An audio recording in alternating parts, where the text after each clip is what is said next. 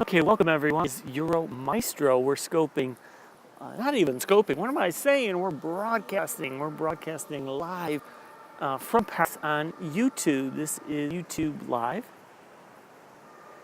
Just kind of panning around here, waiting for some people to join and let me know about picture quality, audio quality. So here we go. Brett's in the house. So Brett, how does the pixelation on this compare to the pixelation we had just a minute ago? Hopefully people are going to say it's less pixelated. It's not pixelated at all. That's what we want to hear. Picture is very low quality. Oh no.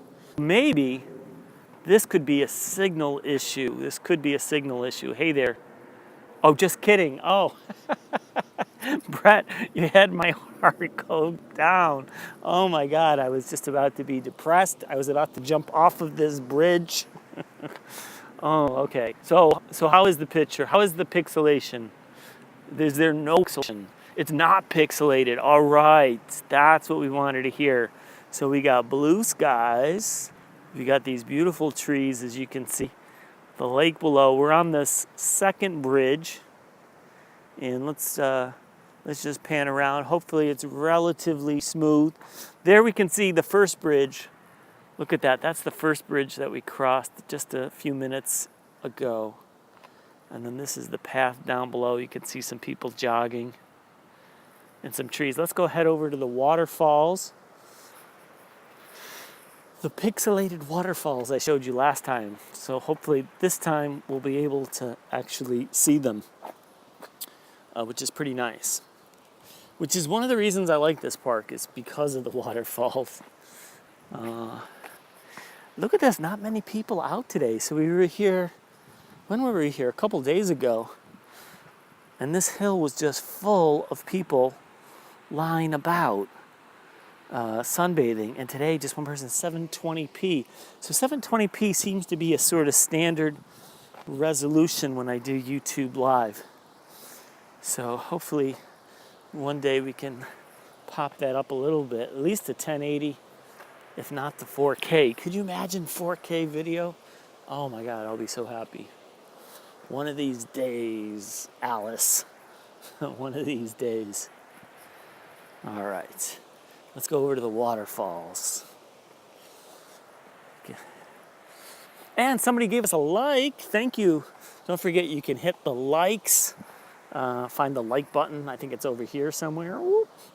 You can leave comments. There's chat. Some of you aren't familiar that you can actually chat on YouTube. So check down there. There's a chat button. You can chat. And then there's also a thing called Super Chat. And that's with the $ Super Chat. That's if you want to contribute €1 or €2 or $1, $2. Or $1,000. No, I don't think they even let you do 1,000. I think the maximum is like 100. Imagine bandwidth. I know. Bandwidth requirements for 4K is going to be pretty impressive, but hopefully it won't be a problem with 5G. Probably put some LTE to the test. Anyway, here's the waterfalls. Part of the waterfalls. The top portion, obviously. But look at that. You can see the water through the cave there as it comes down. Maximum is $500. So we'll take $500. Maximum of $500. But you can probably do the $500 multiple times. So if you really want to give the like 2,000, just do 500 4 times. Or 50 cents or whatever. I think the minimum is €1 or €2 or something like that. Anyways, there's the waterfalls. Maybe somebody wants to test if that maximum is working. I'm not sure if the maximum $500 works. So if somebody wants to give that a test. Just kidding, guys. Just kidding. It would be a great test, though. Blue skies. So there's the waterfalls, and then you see it trickles down over here. It trickles down over here. Hey, have any of you guys watched the Carbonaro effect on YouTube or on True TV? Carbonaro effect. If you haven't seen it, it's a hidden camera magic TV show. So it's a little bit like Candid Camera or one of these hidden camera shows, if you've ever seen those. But the difference is the host is a magician, but he doesn't let you know that he's a magician, and he goes out and he does magic tricks hidden in real life without telling people they're on a show, without telling people that it's magic.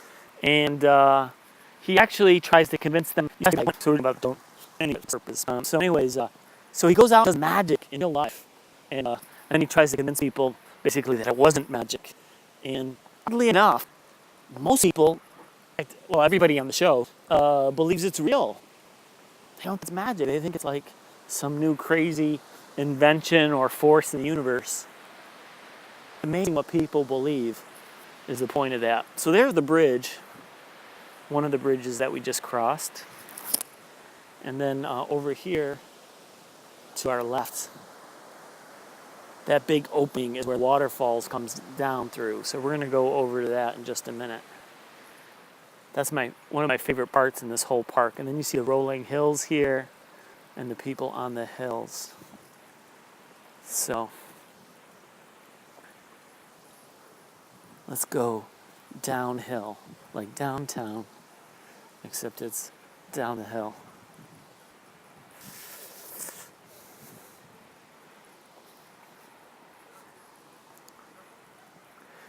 I don't see any comments. Did we lose people?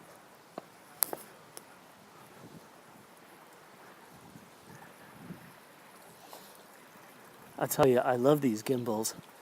Makes the video so much smoother, so much nicer. So much easier to hold the camera. It is Monday, beautiful Monday. Still here says Chris. So the other park on the other side of the bridge, Exhalation Park. Yeah, exactly. Isn't that a great name? Exhalation Park. But we'll try it again in a little bit. We'll try it again and see if maybe related to the crash. But I don't know what causes the crash. I don't know why Periscope is crashing. Because it didn't used to crash before, so could be that maybe I just don't have enough memory on the phone. Could that be it?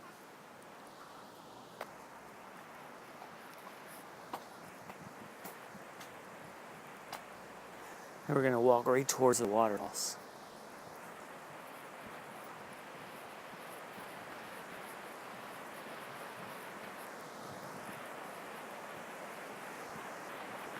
Chris is laughing his head off. Not being silly, but this is a little continuously stuttery. Now that's interesting because the stuttery problem in the past was due to, I'd only seen on Android phones. So I haven't had the stuttering problem on my broadcast, but maybe it's new, only marginally though. So it's two possibilities. Either it's the Android stuttering problem. No, that's only on Periscope. Or it could be caused by the fact that I'm using a stabilizer and I didn't turn off. No, it shouldn't be a problem. Actually, I don't know what's causing it. I don't know what's causing it. I was gonna say, I could understand it on Periscope. I don't understand it on YouTube.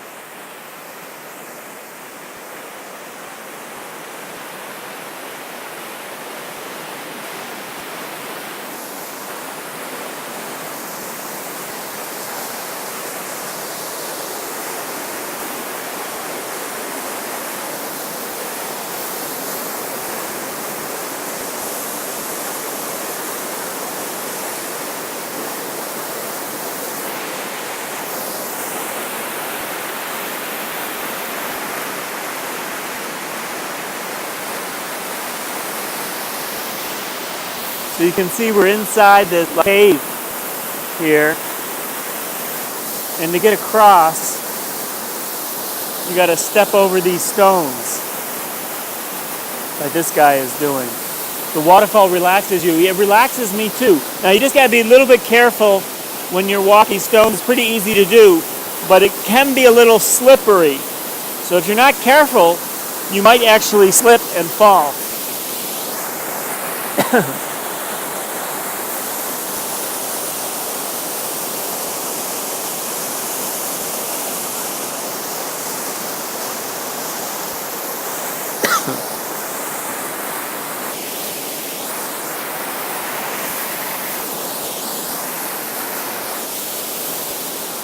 Oh, there's some graffiti here.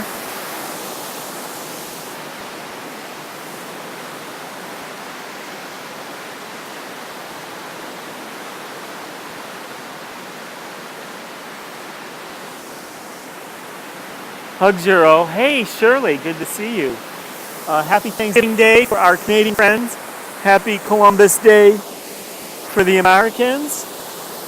And for everybody else, happy Monday.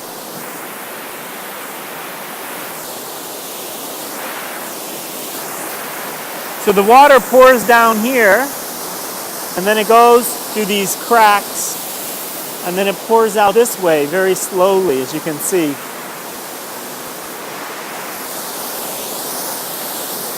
Indigenous Peoples Day. Yeah, I think some places have renamed it that. Good day to be off of work. So, you know, the whole thing about Christopher Columbus is pretty interesting because we've never really gotten his story quite straight. So, sort of the first version of Christopher Columbus that people have and learned was, you know, that he was this like great explorer and great hero, and he did all these wonderful things. And then we sort of revised that story, and then we turned him into this like devil, horrible, evil person that came to America and didn't do anything, which is kind of the most recent version of Columbus.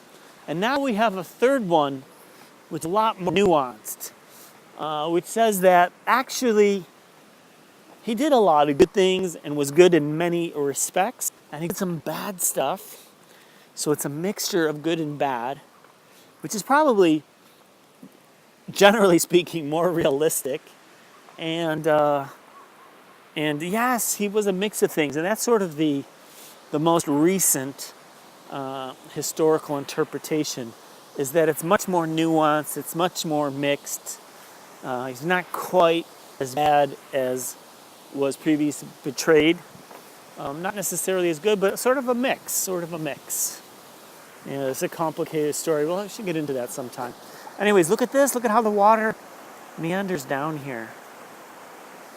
Well, not too much meandering, but a little bit. So, you know, when you have streams or rivers that are very straight, nice straight path, you know, those are new rivers, recent rivers. As time goes by, they start to meander more and more. He brought a lot of new diseases that killed tons of natives. Yes! So all of the people from the old world, when they visited the new world, they brought all kinds of diseases with them. So not intentionally, of course. It's just you had geographically isolated populations, so they developed different immune systems because they're exposed to different diseases. And so when the Europeans came over, they decimated huge percentage of the indigenous population. So that's why the Spaniards in Central America and South America, with an army of, I think, of around 1,500 soldiers, were able to defeat over 1 million. 1,500 people versus 1 million. But one of the reasons is because of the diseases that killed something like 80% of the population, or 90%. We got some young kids up there. But anyways, you can see these. Let me look up at this bridge. Nice clear picture, says Phil. Oh, we like when it's nice and some rascals. Look at the bridge. Look at the bridge. And look at these incredibly tall trees. I don't think we identified those trees the other day, but incredibly tall. Makes people so sick they can't fight back. Yes, exactly. They weren't able to fight and they died. Well, They died in large numbers. And that happened not just in the Americas, it happened in parts of Asia and stuff like that as well. So wherever the Europeans traveled, basically. I don't think so much in Africa, though. But definitely in Asia. I know there's islands in Southeast Asia that were just... Pardon? Oui. Non, vous n'êtes pas filmé. Non, non, non, non. Non. Ok, portez plainte. Oh là là. Oui, appelle la police. Il me prend en vidéo, il a pas envie d'enlever la vidéo. Oh. La police. Madame, le numéro de la police, c'est 18.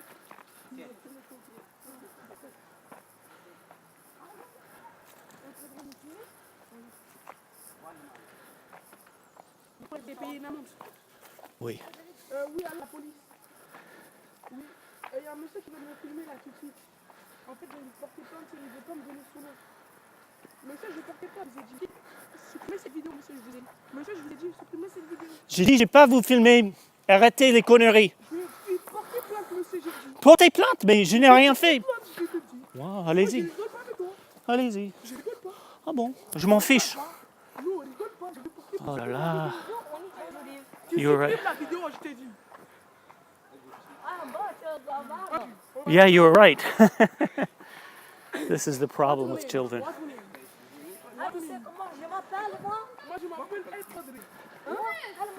Well, they're following me. Can't play. Yeah, these were really bad. They followed me along. He claimed he was calling the police. I said, call them. I don't think he was really, but what is she babbling about? It's actually a bunch of boys. He's like, you're gonna pay a fine. We're gonna call the police. I was like, fine, call them. Call the police.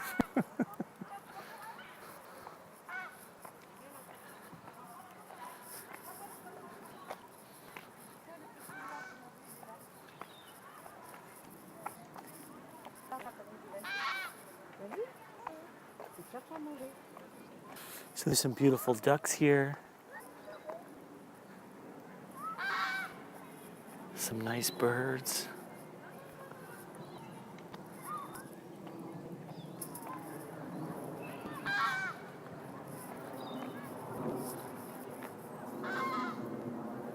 They're not giving up. No, they finally gave up now. Wait, I'll call the police on you.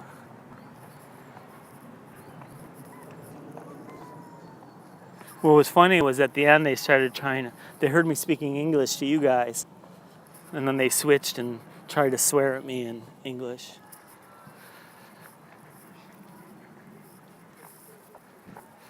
Don't be letting some kids rattle your cage. No, they don't rattle my cage, but the problem is that they sort of destroy the ambiance of the film and stuff. And then you just got to kind of worry about them doing any vandalism. Hey, Euro, this is beautiful. Isn't it amazing? Reverence Media.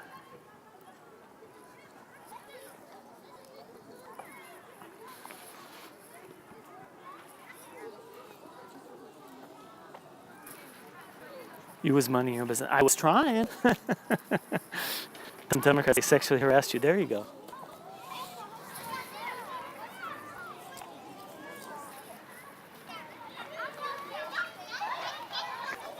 So you can probably hear a whole bunch of kids again, but these are much younger kids. Much younger. I'm not sure the age, but they're obviously here on some sort of school outing. And there are about 30 of them, I'd say, accompanied by their teachers or chaperones at least.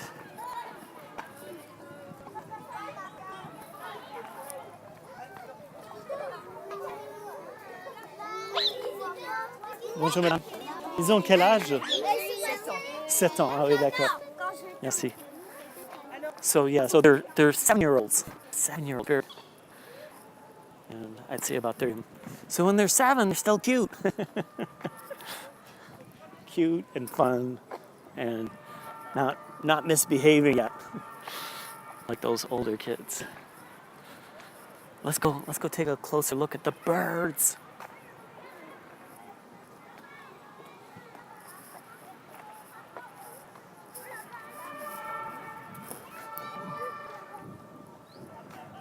Have you seen FaceTime? Now they have Periscope stickers. No, I haven't seen that kind of thing. Yeah, so FaceTime, by the way, one of the nice things about FaceTime is they've brought group FaceTime back. So you can do, I think it's up to 32 people at the same time, or some large number like that. So anyways, no longer restricted, again, to just one person. You can have multiple people on FaceTime at the same time, so group FaceTime. So there's the temple way up there. And you get amazing views from that temple.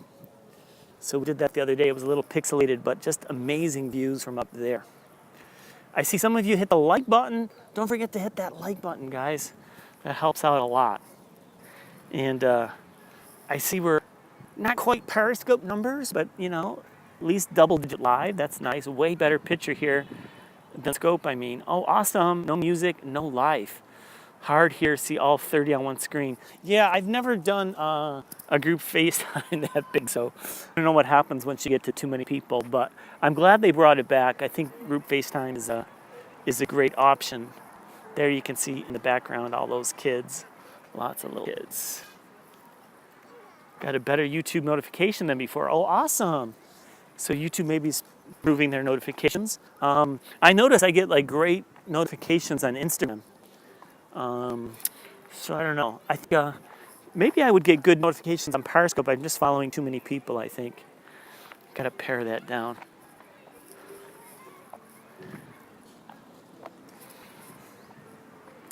And of course with iOS 12, finally we have notifications grouped by application, which is so much better. So you can see all of the notifications of one app all together. So it's much more organized, much easier to find stuff and notifications. And Apple did a really good job with iOS 12 with screen time monitoring, so it tells you how much you're looking at the screen, how many times, which apps you're using, which apps are sending you notifications, how often. So you can go through those reports and adjust your settings. So if you're getting too many notifications or not enough notifications or whatever, they made it really easy to monitor and fix. It's a nice place to picnic. Android has had the grouping notification for So in many things like that, Android has certain features first, and it takes Apple a while to adopt them, and this is certainly one of them. People have been asking for a long, long time. So they finally did it.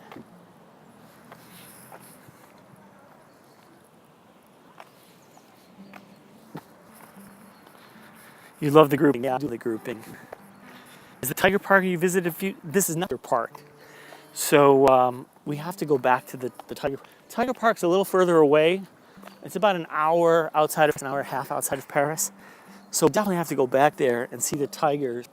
Unpixelated, you'll see it's a lot scarier. Or maybe it's less scary, I don't know. But at least you'll be able to see the tigers. And there was a beautiful white lion there. I'm not going to update to the new iOS 12 yet. Yeah, so I'm on 12.1. So I have to admit 12.1 is a lot better than 12.0.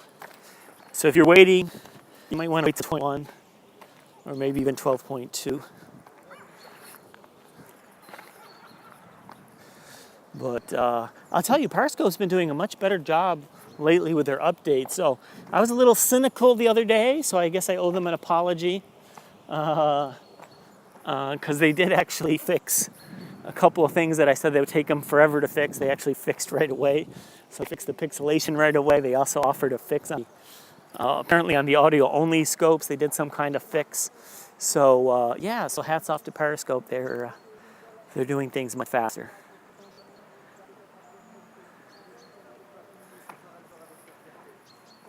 Isn't this a great setting? I just love this. Very relaxing. I think you go up the hill, I guess. Up the hill. Let's go see if we can find a dog to play with. So the other day I got adopted by a dog.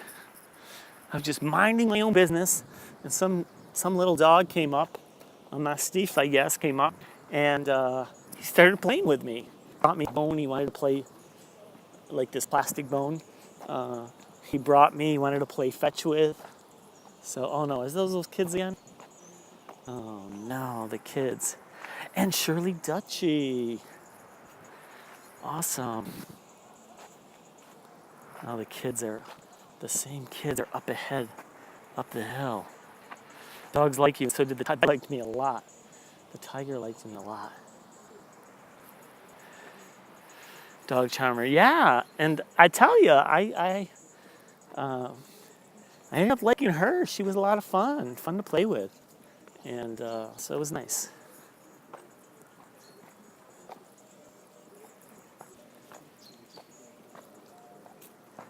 Only grouping that's messed up on Android is Periscope replay notifications, and that if you have more than 3, they get stuck together. Now you need to put individual ones.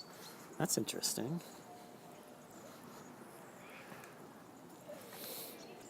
Kind of hard to understand why that would be the case.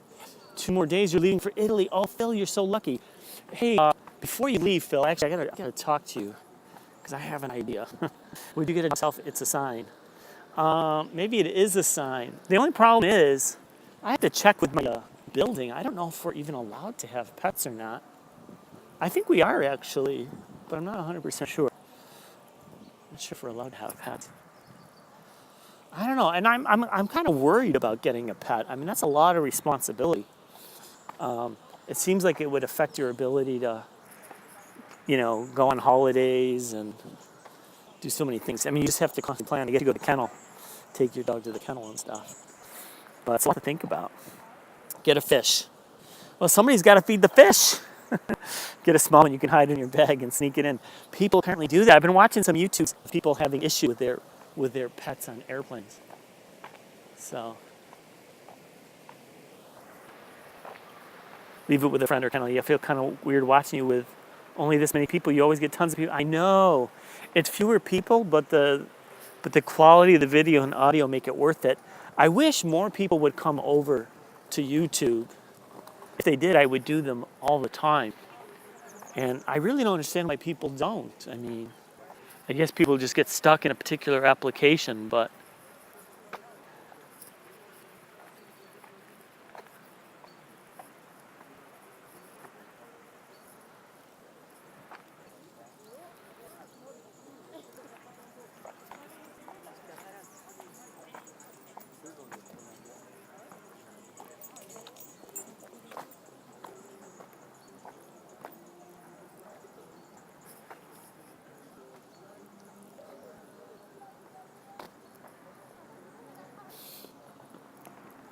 I'll enjoy wherever they go. Oh, Shirley, that's nice of you. Yeah, if there was a way for me to get more people on YouTube, I mean, people that started on YouTube, I think get amazing numbers. You think Periscope specializing in live streaming, YouTube is all over the place. That's true. YouTube is more so for the non-live videos than live videos, but I'd love to do more live streaming. It's funny because I actually started YouTube a long time ago. Like my account on YouTube goes back many years. I think it goes back probably close to the beginning of YouTube. I never uploaded anything. I never did anything with the account, which was a big mistake because those early adopters are doing really well. You like looking on Periscope mapping? Yeah, that's true. So YouTube could update their things. They could put in the map. They could improve their chat. There are some things that Periscope does really well. So the map and the chat are some of those things. The timestamp is very nice. Things like that.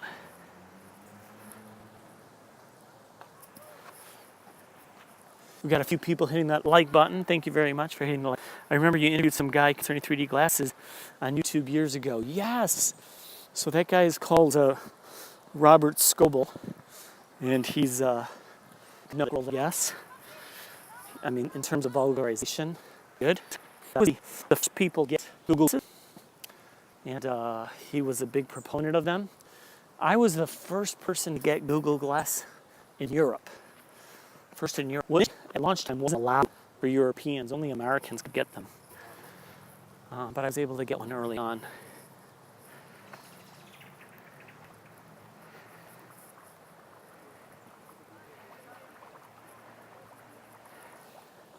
So the Google Glass experiment is probably a big disaster in a lot of ways. The concept of the technology, I think, is pretty awesome, but the actual implementation was pretty poor. Those things seem to have, yeah, I thought they were cool though. In a way, they were cool. And so some of us early adopters were really excited about them because there were some aspects of them that were cool. If you find Google Plus, unlike a lot of the proponents, I was very critical and I had predicted a flop for a couple of reasons. But one of the main reasons was the aesthetics. Okay, anything that a person has to wear, the aesthetics become very important. And when you're talking about wearing it on your face, that multiplies the aesthetics factor by at least 10. People don't want to have something on their face that doesn't look good. And Google Glass made you look like some kind of cyborg or something. So if you've ever seen it, it was just disastrous. All natural. So the problem, but it is. People do not like asymmetry.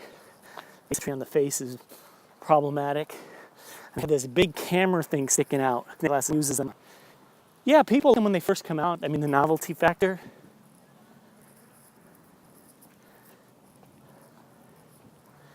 Gotta love these views. But yeah, so you had this big camera sticking out. So it was just ugly. Google Glass and Google Plus, 2 flops. Yeah, Google Plus was another flop I predicted at a time when everybody was all excited about and there was buzz, because they made a big mistake. So, oh, we got the scammers here in the park. Oh no, maybe they're not scammers. They're doing a treasure hunt. I think they're doing a treasure hunt. Isn't that pretty? So I'll tell you what Google Plus, actually the same reason, same problem that Periscope has. Same problem. So when Google Plus first launched, there was a lot of buzz, a lot of positive buzz, excited about it. They had quality people joining, and the numbers were shooting up dramatically high. They had faster growth than any other social network previously, like multiple times faster. So they were gaining traction. Everybody was excited. Faster growth than Facebook and all these things. They climbed up to 100 million users very quickly, 400 million users. Everybody was really excited. But I'll tell you, what they did in the beginning was, it was invitation only. Okay, so you couldn't join. You had to be invited in, and there was only a limited number of slots. And if you were a member, you only had a limited number of invitations, so you couldn't just give them out willy-nilly. You had to think about who you wanted to give them to, because you only had limited. So that scarcity, and because they had a good quality user base to start off with, ended up creating a network of content providers and comments to humans. So in the beginning, very exciting. And if you think about it, that's how Facebook started. So Facebook initially was only at Harvard. It wasn't open to everybody. It was only Harvard.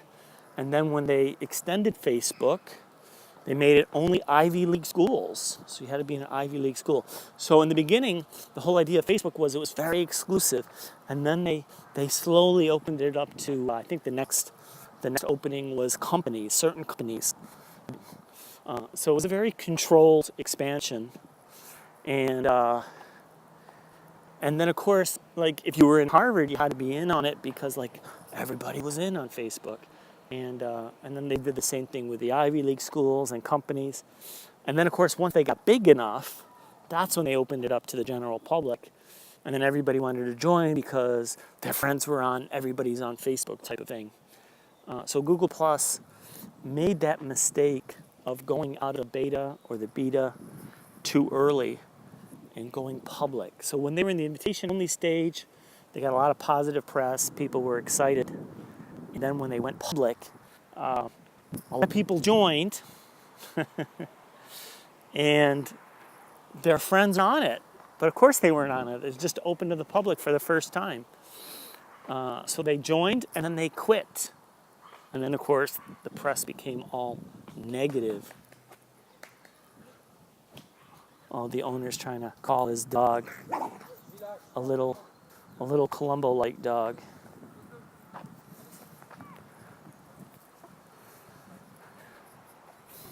So, big mistake. The other problem with Google Plus, the way they had set up their feeds, you joined, and nothing exactly. The other big problem with Google Plus was the only people you saw in your feeds were people that you knew. So you had to actually take active steps to follow other people to get a feed. So when you joined, you would literally see nothing. There would be no feed. So you had to be very active and go find people, follow them. So, that turned a lot of people off. And once you start getting the negative buzz, it's kind of hard to overcome that. So Periscope sort of had the same sort of phenomenon. It was, in the beginning, it was very exciting. Probably the first, maybe 6 months, first year, had a lot of positive buzz. Yeah, the idea, it had a lot of potential, just like Google Plus. And the numbers were climbing. People were excited about it. They had a lot of interesting people on Periscope the first year, okay? The first year, for instance, just to give you an idea, I was contacted by all kinds of well-known people around the world who were contacting me with different ideas and suggestions and stuff like that. So famous people in the entertainment industry, famous magicians, governments, that sort of thing. Looks like we're going to have to end this YouTube video. I see my battery's running low.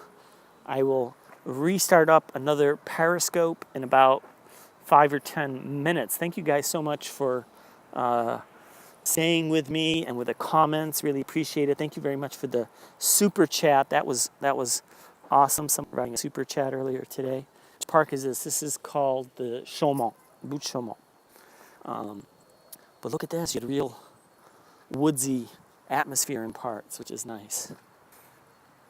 All right, I'll let you guys go. Thanks. Bye.